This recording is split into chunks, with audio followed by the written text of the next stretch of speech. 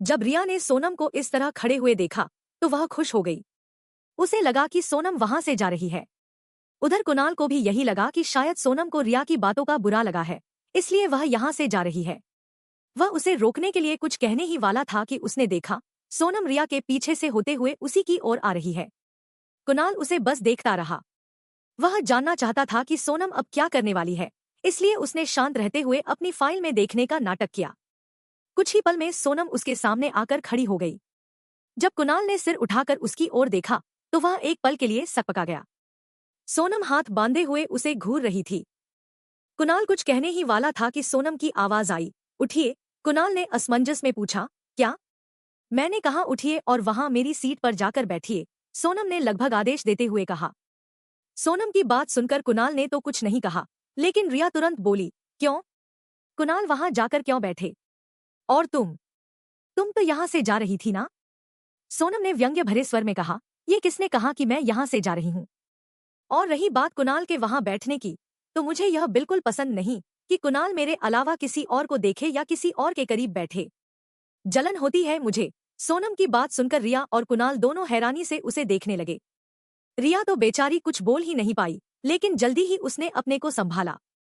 वह कुछ कहने ही वाली थी कि उसने देखा कुणाल अपनी जगह से उठ खड़ा हुआ और बिना कुछ कहे तुरंत सोनम वाली सीट पर जाकर बैठ गया।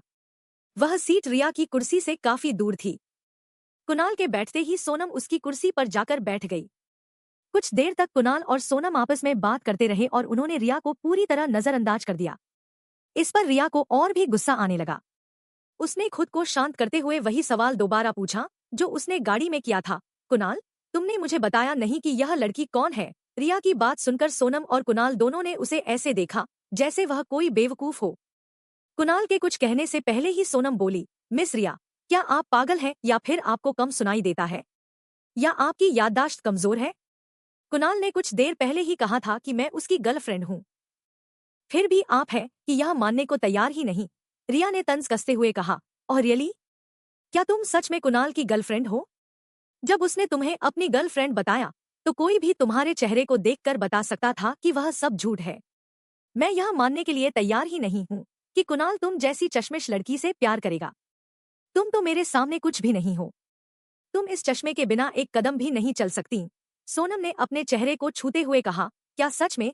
फिर उसने कुणाल की ओर देखते हुए उसका हाथ पकड़कर कहा, कुणाल, क्या सच में मेरे चेहरे पर ऐसा कुछ लिखा हुआ है? कुणाल ने उसे समझाते हुए कहा, नहीं, ऐसा कुछ भी नहीं है कुणाल की बात सुनकर सोनम ने रिया की ओर देखते हुए कहा, वैसे मैंने तो अब तक यह पूछा ही नहीं कि यह है कौन, और सच कहूं तो यह लड़की मुझे बिल्कुल पसंद नहीं।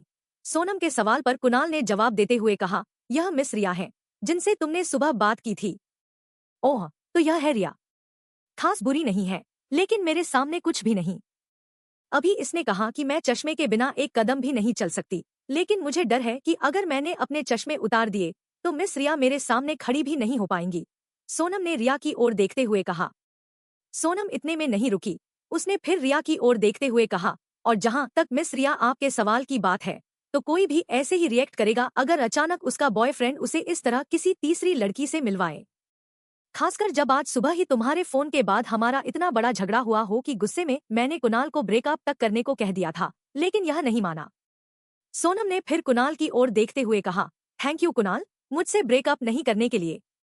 और सॉरी, सुबह तुम पर गुस्सा करने के लिए। वे दोनों एक दूसरे को देख रहे थे। उधर रिया को इतना गुस्सा आ रहा था कि वह उसी वक्त सोनम का खून करना चाहती थी, लेकिन वह कुणाल के सामने ऐसी कोई हरकत नहीं करना चाहती थी जिससे वह उसे गलत समझे, इसलिए उसने कुछ भी नहीं कहा। कुणाल और सोनम अभी भी एक दूसरे को ही देख रहे थे कि तभी उनका ऑर्डर आ गया और दोनों ही सामान्य हो गए। जब रिया ने ऑर्डर देखा तो उसने तुरंत सोनम का मजाक उड़ाते हुए कहा, ये क्या है? एक ब्लैक कॉफी? ये तो जरूर तुम्हारी ही होगी चश्मिश, क्योंकि कुणाल तो इसे कभी नहीं पिएगा। दरअसल सोनम ने एक ब्लैक कॉफी और एक कैपुचिनो मंगाया था। रिया की बात सुनकर सोनम ने कुछ नहीं कहा और ब्लैक कॉफी कुणाल की तरफ बढ़ाकर खुद कैपुचिनो पीने लगी। कुछ ही देर में मिस्टर शर्मा भी वहां पहुंच गए जिनसे मीटिंग के लिए कुणाल यहां आया है। कुणाल उनके साथ उनके प्राइवेट रूम में चला गया, लेकिन वहां से जाने से पहले उसने सोनम से धीमी आवाज में कहा, मिस कत्याल, आप जरा इससे बचकर रहिएगा, क्योंकि ये लड़की गुस्से में और भी खतरनाक हो जाती है। उसकी बात सुनकर सोनम हल्का मुस्कुराई और बोली, कोई बात नहीं, मैं इससे ज्यादा खतरनाक हूँ। आप आराम से अपनी मीटिंग पर ध्यान दीजिए, क्योंकि वहां कोई गड़बड़ हुई तो आपका नुकसान हो जाएगा। और वैसे भी जब तक ये सामने से मुझे परेशान नहीं करेगी, तब तक मैं भी शांत रहूंगी। लेकिन अगर इसने इस बार मुझे छेड़ा तो मैं नहीं बता सकती कि इसके साथ क्या करूंगी। सोनम की बात सुनकर कुणाल हैरान हो गया और उसे हैरानी से देखने लगा। सोनम ने इशारों में ही कुणाल को निश्चिंत रहने को कहा और उसके थोड़ा करीब आते हुए बोली, सर, मैं इतनी भी कमजोर नहीं हूं कि इससे डर जाऊं। इस बार उसकी बात सुनकर कुणाल शांत हो गया और वहां से चला गया। अब कुणाल तो चला गया, लेकिन रिया अब भी सोनम को घूरे जा रही थी। जब उसने कुणाल को सोनम के इतने करीब देखा था तो उसके तनबदन में आग लग गई थी। कुणाल के वहां से जाने से अब रिया को एक मौका मिला और वो इसका पूरा फायदा उठाना चाहती थी। इधर सोनम इन सबसे अनजान अपने फोन में देखते हुए अपनी कॉफी एंजॉय कर रही थी। तभी रिया ने गुस्से में कहा, तुम क्या यही सब करके कुणाल का ध्यान खुद पर लाती हो? उससे यूं मीठी मीठी बातें करके या फिर उसे सिड्यूस करके। उसकी बात सुनकर सोनम को गुस्सा तो बहुत आया, लेकिन उसने खुद को शांत करते हुए पूछा, क्या मतलब है तुम्हारा? इस पर रिया हंसते हुए बोली, तुम्हें क्या लगता है कि सब कुणाल की तरह सीधे होते हैं? मैं तुम जैसी लड़कियों को अच्छे से जानती हूँ। तुम्हारा तो काम ही होता है किसी अमीर आदमी को अपने प्यार के जाल में फंसाना और उसके बिस्तर तक पहुंचना। रिया सोनम के बारे में अनाप शनाप बकवास किए जा रही थी, लेकिन इधर सोनम को देखकर ऐसा लग रहा था कि उसे उसकी बात सुनाई ही नहीं दे रही हो। वो अब भी शांति से अपनी कॉफी पी रही थी। जब रिया ने उसे यूं शांति से कॉफी पीते देखा तो वह और गुस्से में आ गई। अब उसने सोनम के माँ बाप और परिवार के बारे में बोलना शुरू कर दिया। उसने इतना कहा ही था कि तभी अचानक वहां एक जोरदार आवाज आई। उसने सोनम की ओर देखा, जो किसी ज्वालामुखी की तरह लग रही थी। उसकी आंखें एकदम लाल हो चुकी थी। यही है असली सोनम। वैसे तो वो किसी नदी के शांत पानी की तरह है, लेकिन जब बात उसके माँ बाप या फिर उसके परिवार की आ जाती है तो वो किसी समुद्र में आए तूफान से कम नहीं होती। वो ये नहीं देखती कि उससे वो बात किसने की है, वो उस इंसान को छोड़ती नहीं। अब भगवान ही बचाए रिया को सोनम के गुस्से से। वैसे इसमें हम और आप क्या ही कर सकते हैं। खैर छोड़िए, हम वापस अपनी कहानी पर आते हैं। रिया की बातें सुनकर सोनम ने अपना वह कॉफी कप, जो उसने अभी अभी खत्म किया था, नीचे फेंकते हुए अपनी जगह से खड़े होकर कहा, बस मिस रिया, अब बहुत हो गया। अब आप शांत हो जाइए, नहीं तो मैं खुद को और कंट्रोल नहीं कर पाऊंगी। लेकिन रिया को तो जैसे सुनाई ही नहीं दे रहा था, वह तो बस बोले जा रही थी। तभी एक जोरदार थप्पड़ रिया के गाल पर पड़ा। थप्पड़ की आवाज इतनी जोरदार थी कि वहां बैठे सभी लोगों का ध्यान उनकी तरफ ही चला गया। रिया ने गुस्से से कहा, यू बिच, तुम्हारी हिम्मत कैसे हुई मुझे हाथ लगाने की? तुम घटिया लड़की। उसने अभी इतना ही कहा था कि सोनम की आवाज आई, सोनम कत्याल नाम है मेरा। और अभी अभी जो तुमने मेरे परिवार के बारे में कहा, अगर तुम में हिम्मत है तो एक बार फिर बोल कर दिखाओ, फिर देखना मैं तुम्हारे साथ क्या करती हूँ। सोनम ने उसे बीच में ही रोकते हुए कहा।